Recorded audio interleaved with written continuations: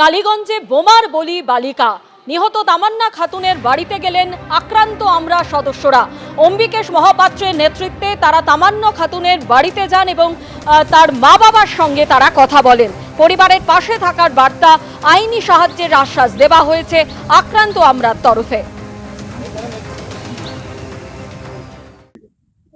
আমরা আক্রান্ত আমরা মঞ্চের তরফ থেকে 8 জন প্রতিনিধি এসেছিলাম এই কালীগঞ্জ বিধানসভার উপনির্বাচনে জয়ের উল্লাসে যে লাশ হয়ে যাওয়া তামান্না, তার পরিবারের সঙ্গে দেখা করতে এবং তার পরিবার এই আক্রান্ত আমরা মঞ্চের সঙ্গে যুক্ত হয়ে আগামী দিনে এই রাজ্যে যে অপশাসন চলছে, দুষ্কৃতি রাজ চলছে, পুলিশি রাজ চলছে, তার বিরুদ্ধে লড়াইয়ে তাদেরকে আমরা যাতে সঙ্গে পাই সেই কথা বলবার জন্য এসেছিলাম। এবং তারাও যে জিনিসটা চাইছে যে তার মেয়ের যে খুন হয়েছে এবং পরিকল্পিতভাবে খুন করা হয়েছে, তার বিচার তারা চাইছে, আমরাও সেটা চাই, এর বিচার হোক এবং আমরা ওদের সঙ্গেই থেকে সেই বিচারের লড়াইয়ে একসাথে থাকবো।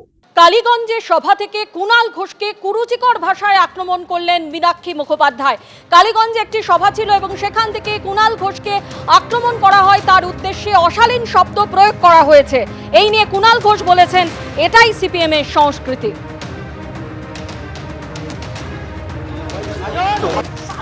চুরি করেছে নির্লজ্জ বেহায়া একটা রাজনৈতিক দল মুখপাত্র করে ওই বাচ্চাকে বসিয়ে রেখেছে, আর তার ভাষণ শুনবো, তার ভাষণ।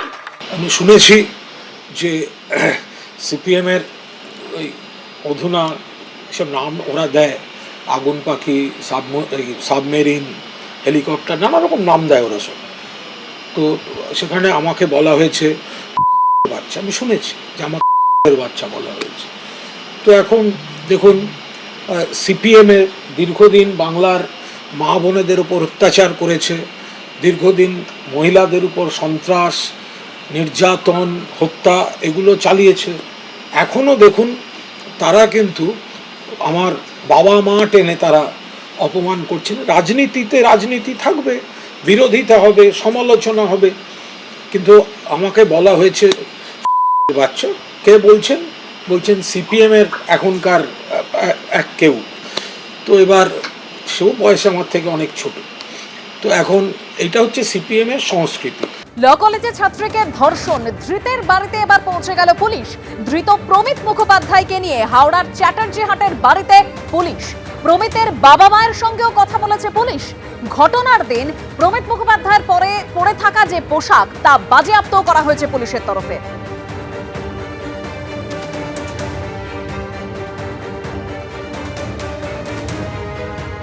গ্রেপ্তারির 14 ঘন্টা পরে ছাড়া পেলেন বিজেপির রাজ্য সভাপতি সুকান্ত মজুমদার। আপনারা জানেন যে গতকালই কসবাকাণ্ডের প্রতিবাদে পথে নেমে তাকে গ্রেপ্তার করা হয় এবং দুপুরেই তাকে গ্রেপ্তার করা হয়। সারা রাত তিনি লকআপে কাটান, আজ সকালে তাকে ছেড়ে দেওয়া হয়। তার সঙ্গে ছাড়া পেয়েছেন জগন্নাথ চট্টোপাধ্যায় এবং তমগ্ন ঘোষরাও। কেন গ্রেপ্তার, সদুত্তর দিতে পারেনি পুলিশ। গণতন্ত্রের বধ্যভূমি পশ্চিমবঙ্গ, জামিন নিয়ে নিঃশর্তে মুক্তি, এমনই দাবি করেছেন সুকান্ত মজুমদার।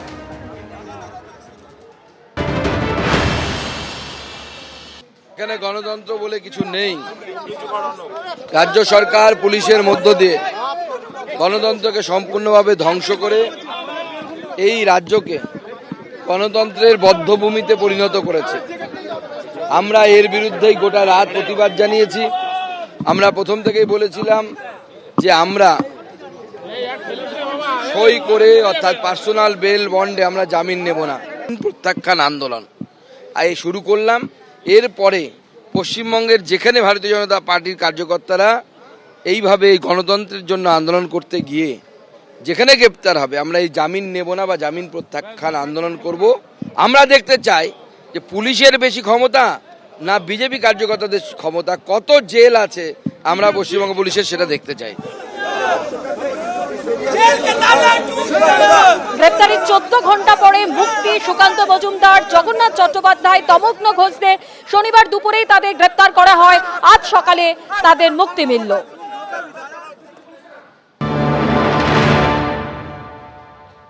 ऐसे सुकांत दा क्या अपराध किए कि उनको गिरफ्तार कर दिया। बंगाल में एक घिनौनी घटना को विरोध करते हुए, प्रतिवाद करते हुए भारतीय जनता पार्टी जनता की मुद्दे को लेके आंदोलन कर रही थी। मेरे को बताया गया सुकांत दादा उसका लीड कर रहे थे। बंगाल की पुलिस आक्रोशित होकर सत्य को छुपाने के लिए मुखर रूप में बंगाल की जनता को ना कहा जाए, सुकांत दादा को इसलिए गिरफ्त किया। সুকান্ত মজুমদারকে পুলিশ কষ্ট করে লালবাজার অবধি নিয়ে গেছে। পুলিশের এই বাড়তি পরিশ্রম করার কি দরকার ছিল? সুকান্ত মজুমদারকে ধরলে একটা ভ্যানে করে ধাপার মাঠে ছেড়ে দিয়ে আসা উচিত, একা একা হেঁটে বাড়ি ফিরবে। তো সুকান্ত মজুমদার তো তিনি আসলে ইস্যু থেকে ঘোরাতে চাইছেন। একটা জুয়েলারি ডাকাতের সঙ্গে ধরা পড়েছে, ছবি একটা জুয়েলারি বিজেপির যুব সভাপতি ধরা পড়েছে, তার সঙ্গে সুকান্ত মজুমদারের ছবি। এবার এই বিজেপির নেতারা যেসব সোনার আংটি মাংটি পরে সেগুলো ওই গয়নার ডাকাতটা সাপ্লাই দেয় কি না, এসব প্রশ্নতে উঠবে, এগুলো তো উত্তর দিতে হবে। সেই ভয়ে কালকে যেহেতু ধরা পড়েছে, এই ইস্যু থেকে বাঁচতে স্বেচ্ছায় লালবাজারে ছিলেন। এবং সামনে এলেই ওই প্রশ্নটা আসবে, জুয়েলারি ডাকাতের সঙ্গে সুকান্ত মজুমদার কী করছিলেন।